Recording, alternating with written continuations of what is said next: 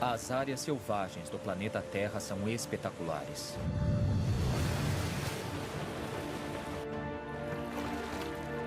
Mas uma espécie nunca consta nas imagens. Nós. Sou o Dr. M. Sanjan. Sou cientista e conservacionista. Dediquei os últimos 25 anos da minha vida ao estudo e proteção da vida selvagem, que eu adoro. Calma, amigo.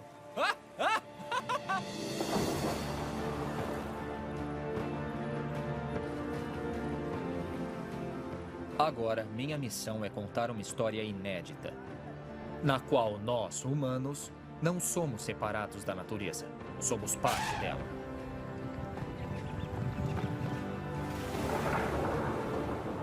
E nada faz com que dependamos mais da natureza do que nossa sede por água. Aprendemos de um jeito difícil que, se interrompermos demais o fluxo de água, a vida selvagem e os humanos sofrem. Eu tô com calor. Vou desmaiar. Mas em minha jornada, estou descobrindo que, se mudarmos de perspectiva, podemos restaurar a cadência natural da água. Está vendo isso? E o resultado pode ser extraordinário. Água.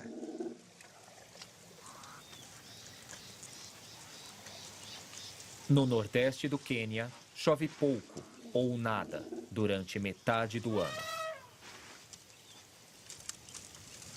Durante este período de seca, os animais enfrentam uma dura realidade. Distrito de Samburu, Quênia. Encontrar água ou morrer. O problema é que centenas de quilômetros de rios aqui secam.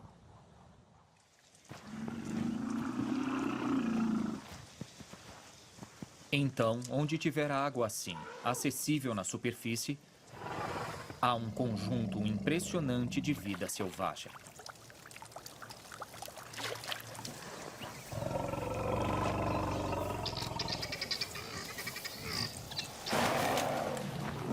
A água é tão vital que até inimigos naturais declaram trégua para bebê-la.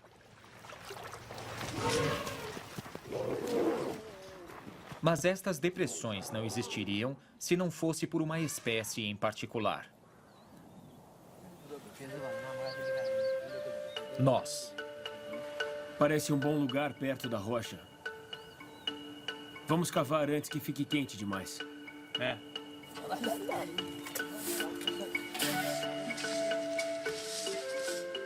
Há séculos, pessoas como esses guerreiros Samburu conhecem um segredo.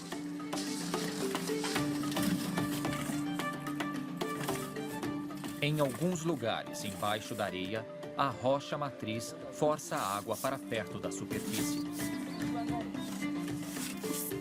Enquanto o resto da África Oriental vive a seca, aqui eles sabem como criar uma fonte de água fresca.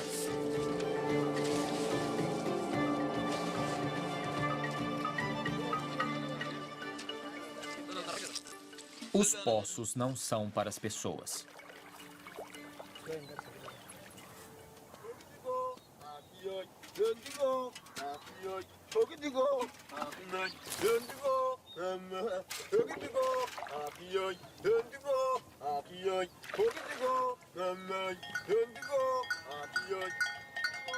Os Samburu andaram mais de 150 quilômetros para que seus animais sobrevivam ao período de seca.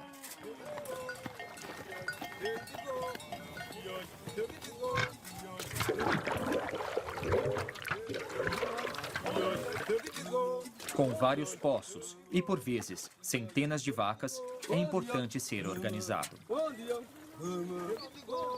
Assim, cada pastor administra seu poço e canta sua própria canção.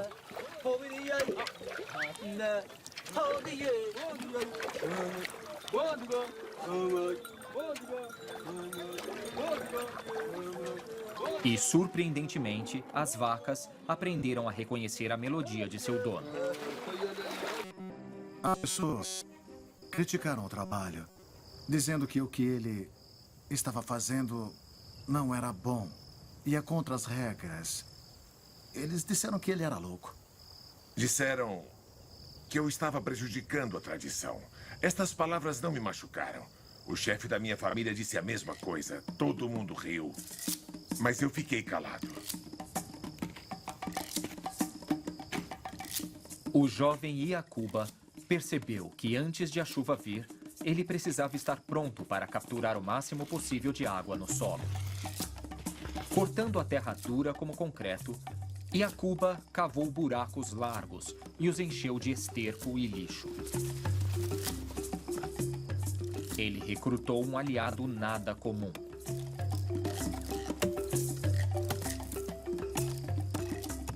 O esterco atraiu cupins, que começaram a usar os poços para cultivar o fungo que é a base de sua alimentação.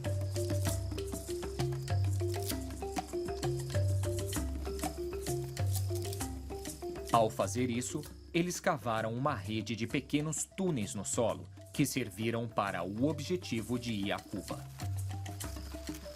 Quando a chuva vem, os túneis nos ninhos de cupim retêm a água, impedindo que ela vaze. A água entra nos túneis e fica lá. E o solo é muito enriquecido. Quando a chuva finalmente chegou, Iacuba lutou por cada gota de água. Ele construiu muros baixos para retardar o escoamento e, em vez de realizar apenas o plantio de culturas, Iacuba também plantou árvores. Mas os moradores continuaram hostis, chamando Iacuba de o idiota da aldeia. Depois de ser ridicularizado por anos por causa de seu método de cultivo, a aliança de Iacuba Sauadogo com plantas selvagens e animais valeu a pena. Por mais de 4 décadas, as árvores que ele plantou encorajou pássaros, que trouxeram sementes para mais árvores. O deserto de Iacuba começou a parecer uma floresta. Esta é minha primeira árvore. Eu a plantei há 38 anos. É impossível falar sobre a importância dela. As árvores bombeiam a vida no mundo. A floresta de Iacuba transforma o microclima. Ela bloqueia o vento e fornece sombra. E, crucialmente, aumenta o lençol freático, mantendo a vida ao dar água para o solo. Ali perto, a plantação de Iacuba também floresce. E ele não é mais o idiota da aldeia.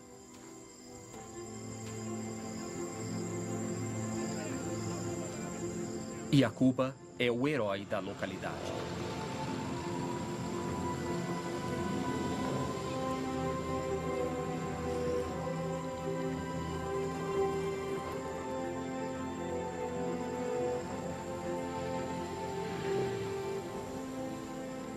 Na época da colheita, a aldeia toda se une a ele para colher painço.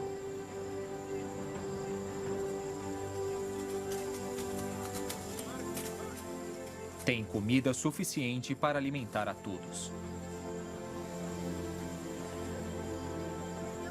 A ideia de Iacuba fez tanto sucesso que seus métodos são ensinados por todo o Sahel, e suas ideias foram creditadas por ajudar a Nigéria durante as recentes crises de fome.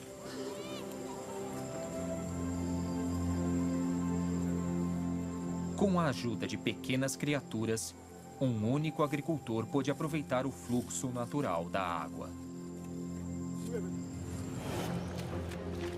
Desde os primórdios da civilização, esta habilidade de manipular água fresca é a chave de nosso sucesso como espécie.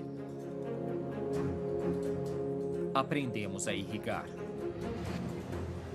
Aproveitando a gravidade, alimentamos nossas cidades. E ao longo dos séculos, nosso controle sobre a água fresca do mundo cresceu. Podemos usar a água para dar energia ao mundo. O excessivo da água libertou forças além de nosso controle, e provocou um dos piores desastres ambientais moldados pelo homem.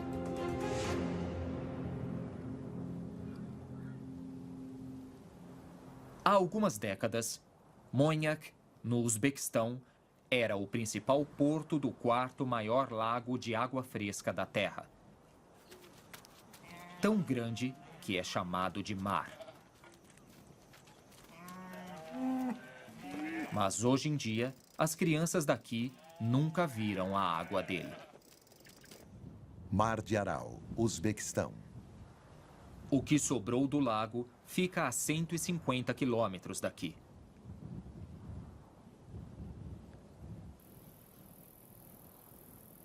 O Mar de Aral tinha a metade do tamanho da Inglaterra.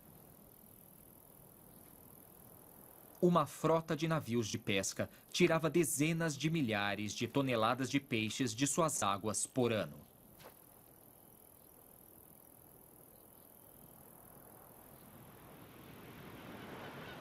Para um lago desse tamanho desaparecer, deveria levar milênios, não décadas. Como isso aconteceu? Para ver todo o contexto, preciso encontrar o que sobrou da água. É mais fácil falar do que fazer. Equipes de filmagem não são bem-vindas nesta ex-república soviética. Talvez tenha gente aqui, então... Nos disfarçamos como turistas. É melhor abaixar isso. Nós estamos disfarçados como turistas. Por favor. O governo daqui é sensível. Bom, vamos lá. Tudo se resume àquilo ali. E nega obrigar crianças a trabalhar em campos de algodão. É isso. Aqui, uma bola de algodão na minha mão. O Mar de Aral está seco por causa do algodão. Nos anos 60, os líderes soviéticos queriam que esta região se tornasse a maior exportadora do mundo deste ouro branco. Então, engenheiros desviaram os dois maiores rios que alimentavam o Mar de Aral para canais de irrigação. Mas a seca dos rios sozinha não explica a escala e o ritmo da destruição. Nós libertamos outras forças. A prova disso deve estar na beira da água.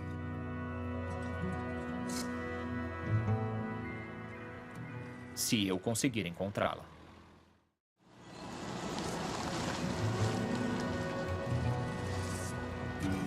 Estamos entrando cada vez mais nesse lago seco para tentar encontrar água. Faz horas que estamos dirigindo nesse vazio seco e plano. –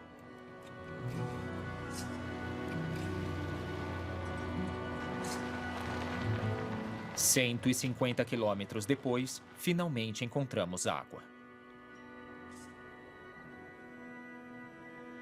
Uau! Era para ser assim. Toda aquela terra pela qual passamos já foi assim.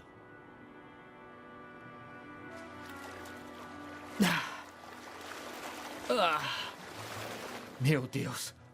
A própria água contém evidências para o que aconteceu aqui. Ah, meu Deus! Se você beber esta água, não tem gosto de nenhum outro mar que eu já provei. É horrível, ela é salgada demais. Há 50 anos, o Mar de Aral era quase fresco para beber. Hoje, é 3 vezes mais salgado do que qualquer oceano.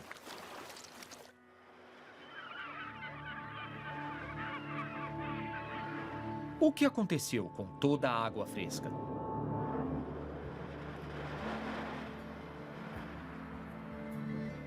Por nossas ações, literalmente empurramos o mar para um ponto crítico, e uma combinação perfeita de forças drenou toda a água e a vida desta região.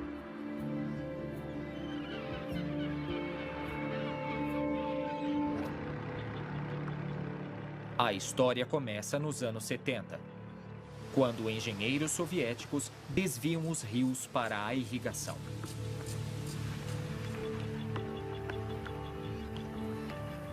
Com menos água chegando e o sol batendo, o mar começa a evaporar.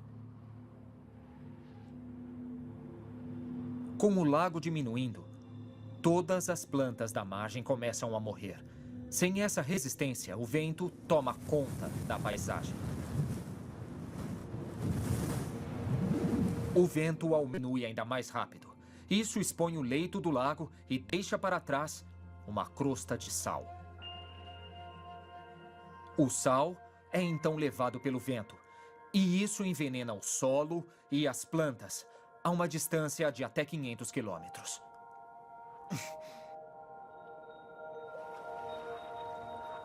E as coisas continuam piorando. A diminuição do lago provoca uma mudança climática. O inverno fica mais frio e o verão mais quente.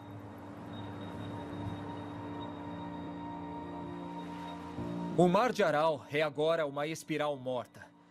Menos água.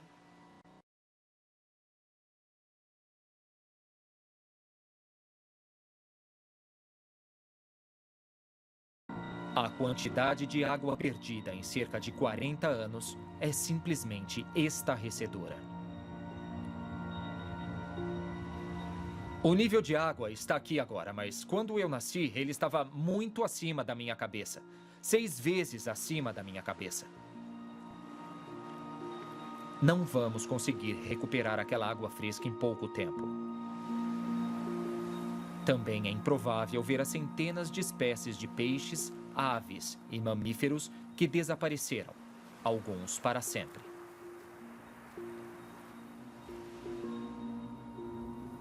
A lição que tiro daqui é a seguinte: se cortarmos o fluxo natural da água pelo mundo, cuidado, porque a mudança pode ser repentina e irreversível.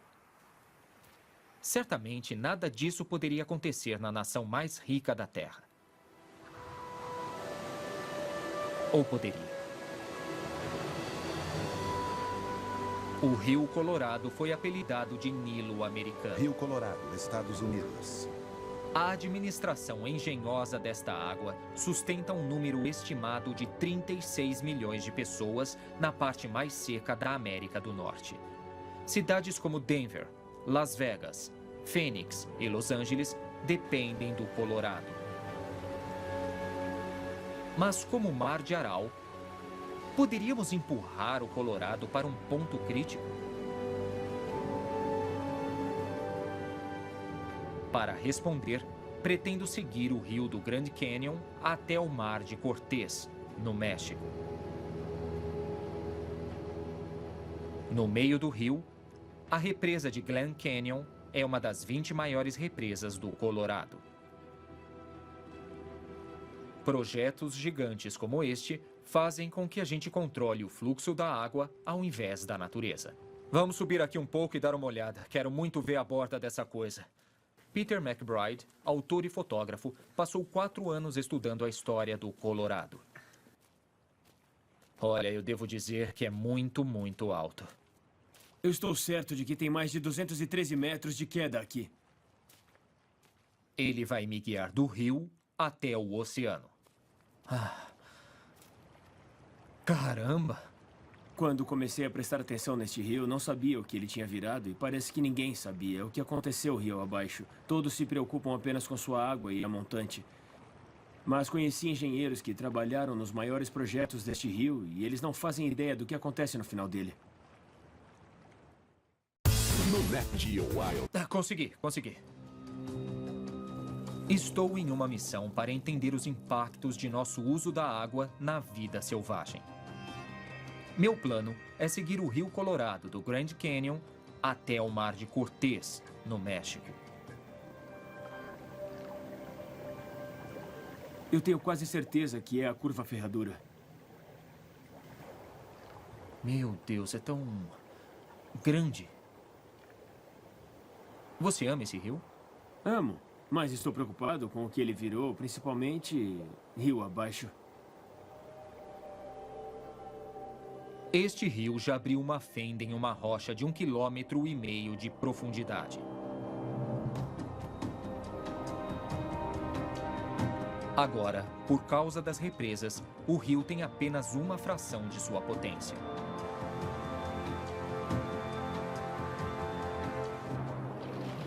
O caiaque é muito lento, então vamos dirigir por uma parte do caminho. Conheça a besta. Vamos lá. Depois do Grand Canyon, passamos por dezenas de grandes projetos que dividem o rio Colorado.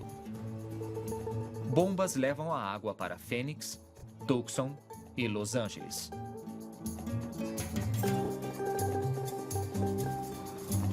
Mas no Imperial Valley, encontramos o maior uso da água: a agricultura. Aí está o rio. Toda essa água do rio? Sério? Mais de 70% do rio vai para a agricultura. Essa água vem direto do Grand Canyon. A gente estava nela há 2 dias e agora ela está irrigando alface. Esta área produz todo o sustento de alface para os Estados Unidos nos meses de inverno. Então não importa onde você more nos Estados Unidos, você come o Rio Colorado. É preciso comer. É preciso ter comida.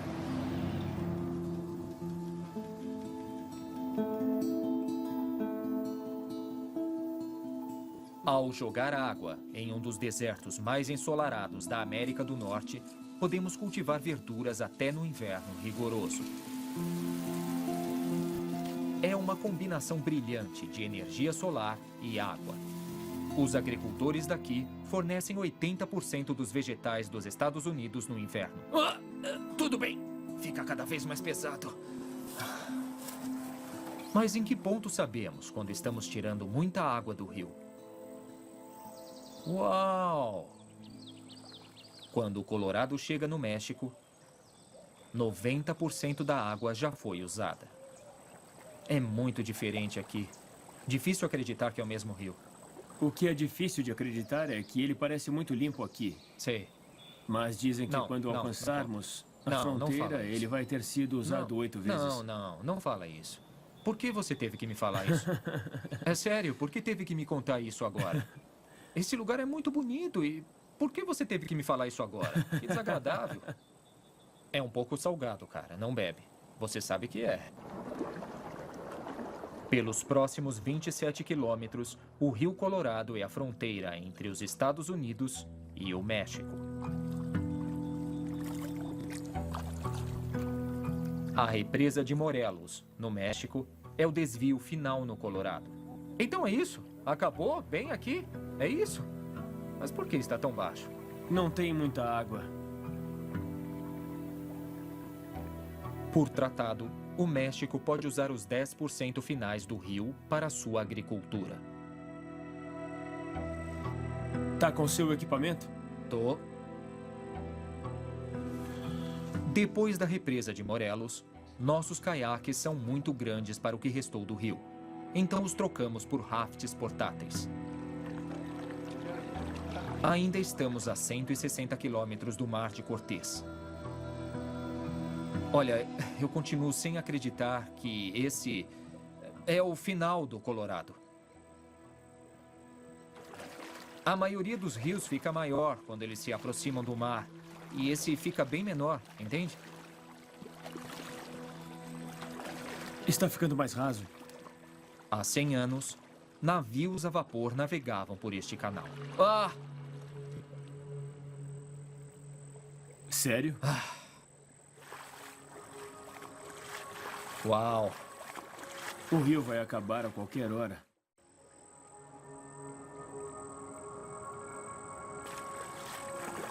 Veja aquilo. Parece o final para mim.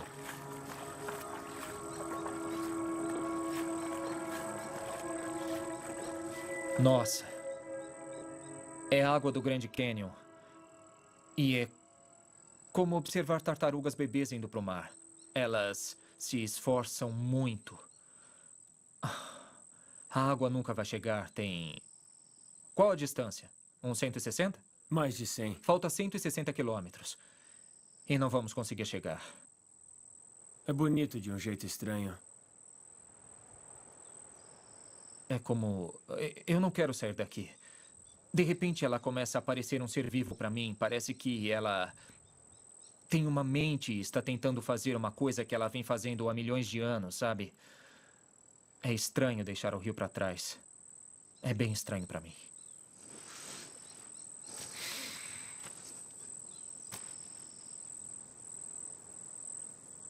Tá bom. Como planejado, vamos seguir o caminho antigo do rio até o Mar de Cortez. Com água ou sem água. Isto já foi o maior deserto estuário da América do Norte. É isso. Esta é uma história de escolha. Alimentamos uma nação, mas por um preço. Há um século, havia 8.000 quilômetros quadrados de áreas úmidas aqui. Era a casa de inúmeras aves, mamíferos e jaguares até caçavam aqui. Uma comunidade de 20.000 americanos nativos pescava e caçava neste delta. Tudo isso secou e desapareceu. O que mais me choca é que, como a maioria das pessoas, eu não sabia que esta era uma escolha que eu estava fazendo. Se o Grand Canyon secasse, as pessoas se desesperariam. Seria uma afronta. Assim mesmo, essas pessoas não fazem ideia de que este rio onde estamos é o mesmo que aquele. E este é exatamente o mesmo rio. E isso me deixa um pouco indignado. Como é que fomos chegar a este ponto, entende? O rio Colorado fluiu para o mar por 6 milhões de anos. E nenhuma gota dele chega ao mar. Desde o final dos anos 90, nenhuma única gota. Durante a nossa vigília. Durante a nossa vigília. Tá muito quente aqui. Eu tô cozinhando. O que aconteceu aqui é deprimente. Eu tô com calor. Não consigo nem pensar direito. Eu sei. Vou desmaiar. Mas há esperança.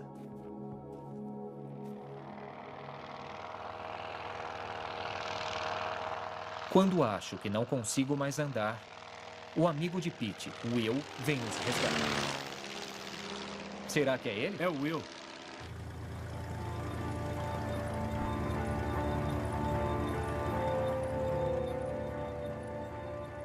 Ele nos leva numa jornada mágica.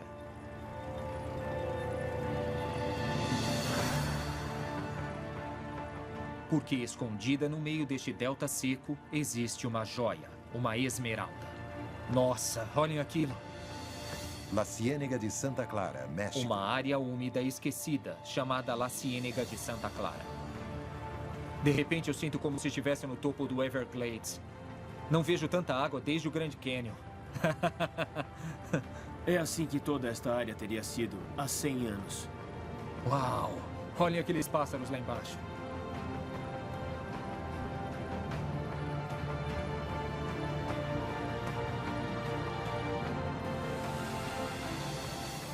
La Ciénega tem 40.000 acres de magníficas áreas úmidas.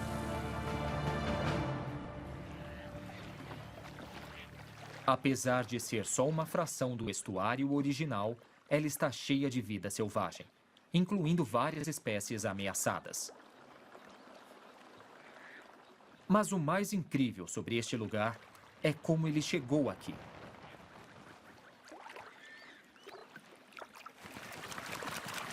La Ciénega foi um acidente.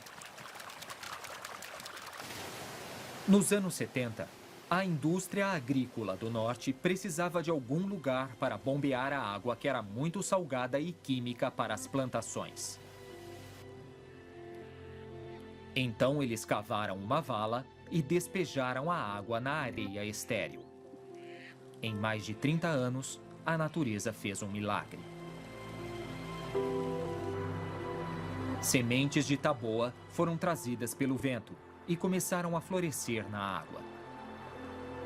Suas raízes bombearam oxigênio no solo, que alimentou os micróbios que tiraram os venenos da água. Depois de um tempo, a água foi limpa. E logo, pássaros começaram a se aninhar nos juncos e os peixes a nadar nas lagoas.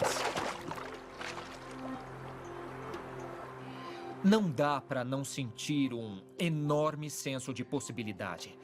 Possibilidades infinitas. Se isso aconteceu por acidente, imagine o que pode acontecer com um pouco de ajuda, com um pouco de esforço, com um pouco de premeditação.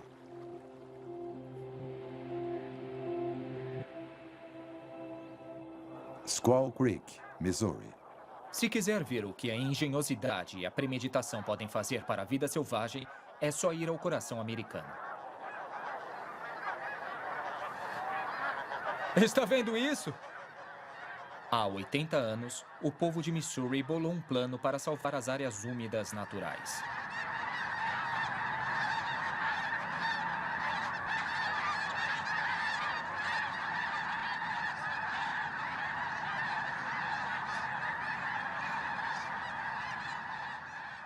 Hoje, o resultado é um espetáculo que vai de horizonte a horizonte.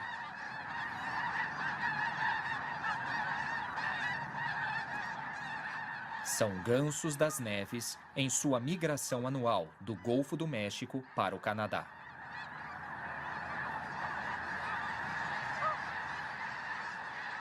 – 1.200.000 gansos.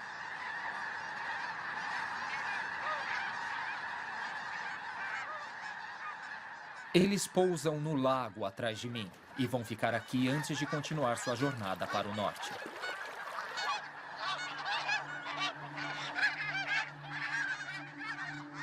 É um espetáculo que, honestamente, compete com as coisas mais bonitas que eu já vi em toda a minha vida.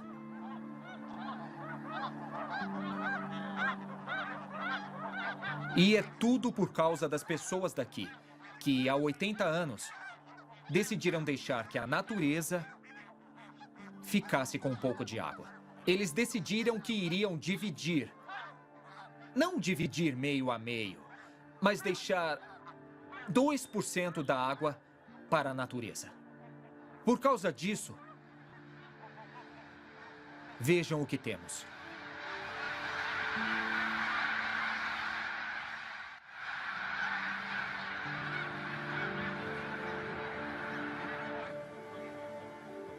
O Squaw Creek National Wildlife Refuge foi iniciado em 1935, quando cidadãos locais ficaram preocupados que o país estava perdendo suas aves migratórias.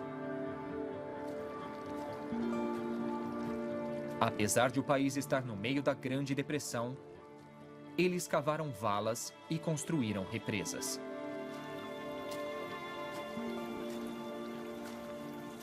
Em qualquer outro lugar, você imaginaria que esses projetos seriam construídos para a agricultura.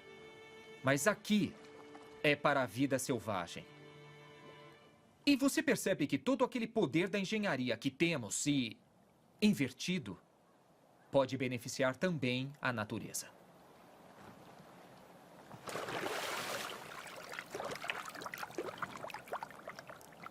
Entre os principais beneficiários desses desvios de água está a águia careca.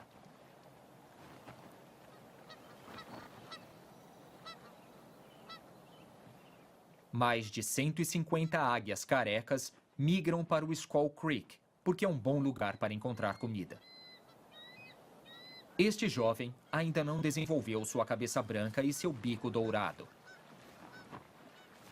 Mas é hora de aprender a caçar.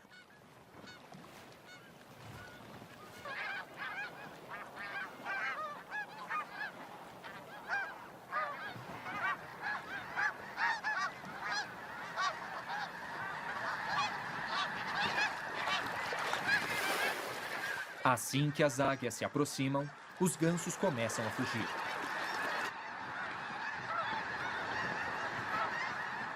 No caos, é difícil diferenciar amigo de inimigo.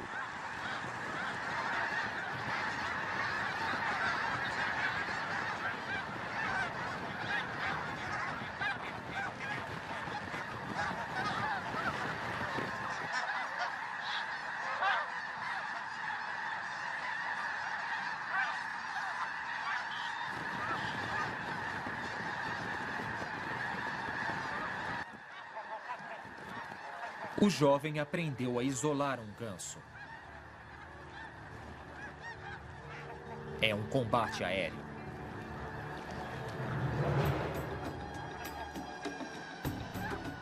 O ganso das neves tem manobras de fuga espetaculares.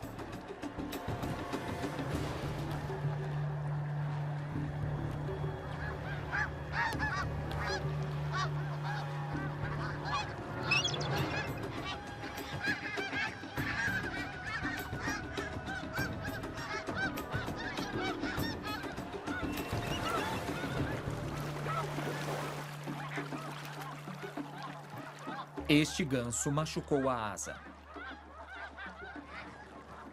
o que dá à águia a chance que ela precisa.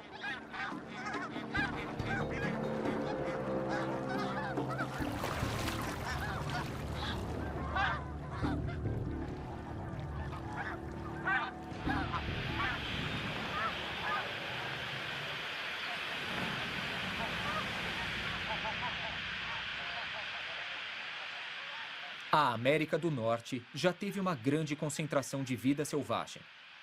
E o Skull Creek nos mostra que, com um pouco de esforço, podemos trazer parte dela de volta.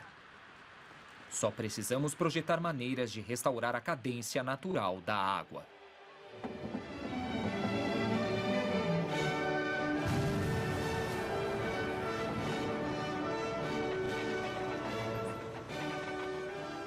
Pelos Estados Unidos, há represas que deixaram de ser úteis.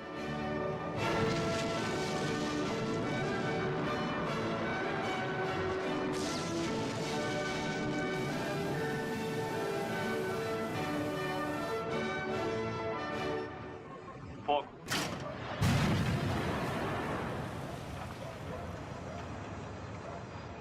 Removendo-as, podemos reconectar os rios aos mares. Assim, espécies como salmões e trutas prateadas poderiam nadar contra a correnteza para a desova.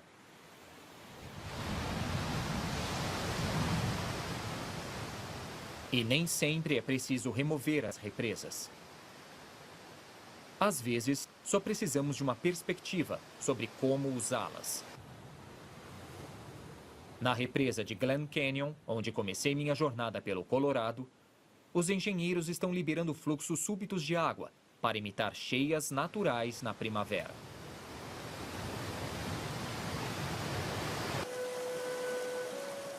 O aumento repentino libera sedimentos e cria o tipo de habitat na margem que existia naturalmente antes da barragem.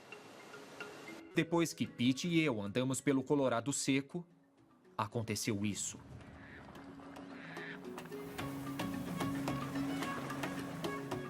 Conservacionistas convenceram os Estados Unidos e o México a deixarem um pulso de água anual fluir da represa Morales até o Colorado.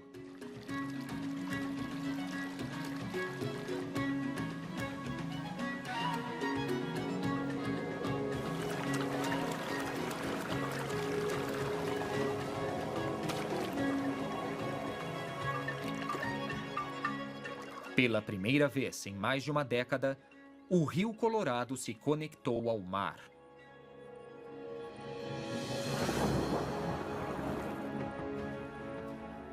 Eu vi como, se não formos cuidadosos com a água, podemos desencadear uma espiral de destruição. Mas, da mesma forma, se dividirmos nossa água com a natureza, podemos iniciar uma explosão de vida. Isso me dá esperança de que a água não precisa dividir as pessoas e a natureza. A água, se compartilhada, pode ser aquele lugar incrível.